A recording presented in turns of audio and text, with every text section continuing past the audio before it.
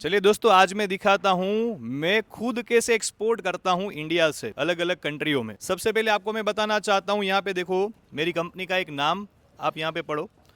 मेरी कंपनी का नाम है होराइजन एक्जिम। आज यहाँ पे जो मेरा एक्सपोर्ट हो रहा है, अभी मेरे 2 कंटेनर टोटल एक्सपोर्ट हो रहे हैं, पीछे लोडिंग का काम चल रहा है। ये जो पूरी कॉमोडिटी है, ये कॉमोडिटी है मेरी एक्सपोर्ट हो रही है, वो है ऑनियन, जो अभी इंडिया से एक्सपोर्ट हो रही है यूरोपियन कंट्री में। ऐसे इंडिया से मैं टोटल 20 से ज़्यादा देशों में एक्सपोर्ट करता हूँ अलग अलग कॉमोडिटी। और मैं खुद कैसे एक्सपोर्ट करता हूँ आज मैं आपको समझाना चाहता हूँ। देखो, अगर आप में से कोई भी एक्सपोर्ट इंपोर्ट का व्यापार स्टार्ट करना चाहता है तो मेरी बात को आप लोग समझ लीजिए। सबसे पहले आपके पास होना चाहिए IC, GST, AD code, RCMC and current bank account. इतनी सबसे पहले आपके पास बेसिक चीज़ें होनी चाहिए ताकि आप लोग इंडिया से एक्सपोर्ट कर पाओ।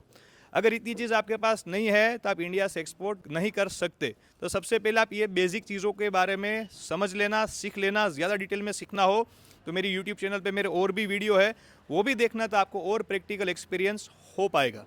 अब मैं मेरी बात करता हूँ मैं कैसे एक्सपोर्ट करता हूँ। तो देखो, सबसे पहले आप लोगों को एक प्रोडक्ट सिलेक्ट करना पड़ता है। मैंने भी यहाँ पे एक प्रोडक्ट सिलेक्ट की है, तो मेरी प्रोडक्ट है अभी ऑनियन। अब मैं एक्सपोर्ट करना चाहता हूँ इसको अभी दुनिया के अलग अलग कंट्रियों में। तो सबसे पहले मुझे ये पता करना पड़ेगा कि ये मेरी प्रोडक्ट कहाँ कहाँ पे चल रही है। जैसे मेरी इंडिया से एक्सपोर्ट होती है onion Bangladesh, Malaysia, UAE, Sri Lanka और सम ऑफ द यूरोपियन कंट्रीज़। तो मुझे फॉर एग्जांपल कस्टमर चाहिए तो मैं कोई भी अपनी कंट्री को टारगेट करूंगा और वो कंट्री में कम से कम 15 से 16 रास्ते बायर फाइंडिंग के, वो रास्ते कौन से हैं अगर उसके बारे में भी आपको जानना है तो भी मैंने डिटेल में मेरे यूट्यूब चैनल के ऊपर वीडियो बनाया है बायर फाइंडिंग का, वो ज़रूर आप लोग देख लेना। तो अलग अलग तरीके से मैं 1 साल में मेहनत करके कस्टमर खोजता हूँ। अगर मुझे कोई कस्टमर मिला, अब कस्टमर की अलग अलग रिक्वायरमेंट होती है। कस्टमर आपसे कोटेशन मांगता है, तो मेरे भी कस्टमर ने मुझसे कोटेशन मांगा होगा, उसकी रिक्वायरमेंट उसने मेरे साथ शेयर की होगी। अब मैं सारी चीज़ों के ऊपर वर्क करके मैं उसको एक कोटेशन दिया। कोटेशन देने के बाद पेमेंट टर्म्स डिस्कस हुई। पेमेंट टर्म्स डिस्कस उसकी और हमारी दोनों की एग्री हो गई। उसके बाद मुझे ऑर्डर मिला। ऑर्डर मिलने के बाद काम की शुरुआत कहाँ से होती है, देखो यहाँ पे मेरे सामने आप जो देख पा रहे हो, ये हमारा वेयर हाउस है। वेयर हाउस पे सबसे पहले रॉ मटेरियल आता है। यहाँ पे देखो, यहाँ पे रॉ मटेरियल आया है। ये रॉ मटेरियल का भी ग्रेडिंग शॉर्टिंग, मतलब ख़राब मटेरियल को अलग निकाला जा रहा है। प्रॉपर जो प्रीमियम मटेरियल है जो मेरे कस्टमर को चाहिए, वही मटेरियल यहाँ पे पीछे पैक हो रहा है। अब पैक होने के बाद यहाँ पे पीछे स्टिच हो रहा है, मेरा बैग काटा हो रहा है, हर एक बैग के ऊपर मेरी कंपनी का ब्रांडिंग हो रहा है। अब सारा काम कंप्लीट हो जाने के बाद मैंने कंटेनर भी बुलवा के रखे। अब कंटेनर में पूरा सामान आपके सामने यहाँ पे प्रैक्टिकली देखो लोड भी हो रहा है। देखो, मैं पर्सनली जब एक्सपोर्ट करता हूँ तो मैं एक एक्सपोर्ट कैसे करता हूँ, तो मैं खुद भी मेरे हर एक शिपमेंट के साथ ऑन फील्ड आता हूँ।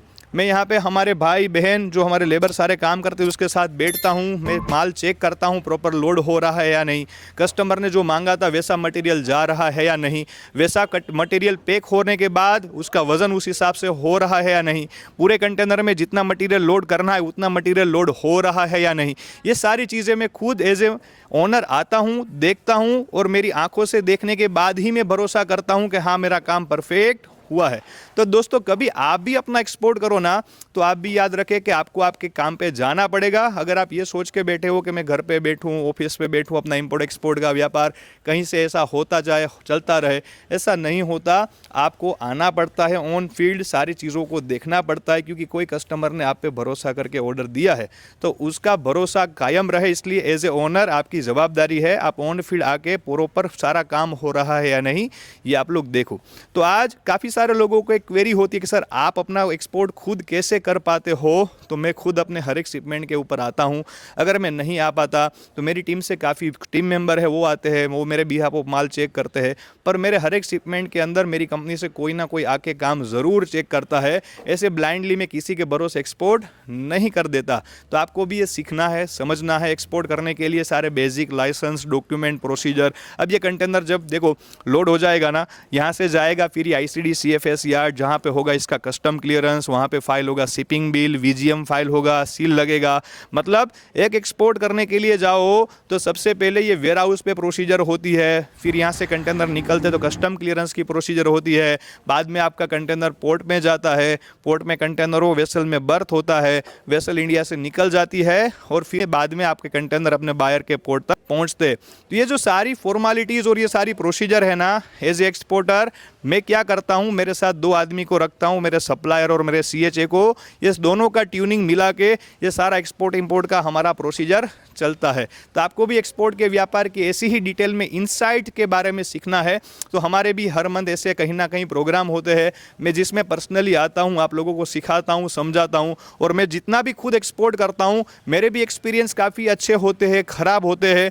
तो मैं दोनों तरीके से आपको इंपोर्ट एक्सपोर्ट का व्यापार सिखाता हूँ ताकि आप में से भी कोई भी सागर के जैसा फ्यूचर में एक्सपोर्ट करे तो आपके फ्यूचर में आपके एक्सपोर्ट के व्यापार में भी कोई प्रॉब्लम ना आए। तो आप भी डिटेल में सीखना समझना चाहते हो तो ज़रूर हमारे यूट्यूब चैनल को सब्सक्राइब करिए, हमारी और भी वीडियोस को समझिए, देखिए, ताकि आप भी घर पे बैठ के आराम से इंपोर्ट एक्सपोर्ट का व्यापार अच्छे से फ्री में सीख पाओ। Thank you so much for watching us. जय हिंद।